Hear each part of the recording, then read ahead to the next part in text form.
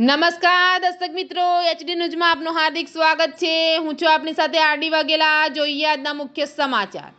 અંકલેશ્વર પાસેના હાઈવે પર બાકરોલ ઓવરબ્રિજ પર આગળની ચાલતી ટ્રક સાથે પાછળની અન્ય ટ્રક ભટકાઈ। અંકલેશ્વર પાસેના નેશનલ હાઈવે પર બાકરોલ બ્રિજ ઉપર આગળની ટ્રક પાછળ અન્ય ટ્રક અથડાતા ટ્રક ચાલક કેબિનમાં ફસાતા ગંભીર ઇજાઓના પગલે મોત નીપજ્યું હતું।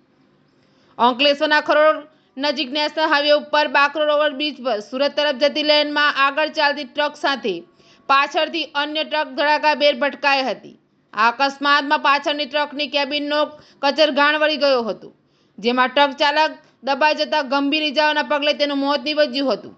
બનાવની જાણ થતાની સાથે જ પાનોલી પોલીસનો કાફલો ઘટના સ્થળે દોડી આવ્યો હતો અને ટ્રક ચાલકના મૃતદેહને બહાર કાઢવામાં આવ્યો હતો। મૃતક ટ્રક ચાલક તમિલનાડુનો રહેવાસી હોવાની પ્રાથમિક માહિતી મળી હતી। પોલીસે અકસ્માતગ્રસ્ત વાહનોને બાજુ પર ખસેડી વધુ તપાસ હાથ ધરી છે। એચડી ન્યૂઝ સાથે રિપોર્ટ જયેશ પ્રજાપતિ, અંકલેશ્વર।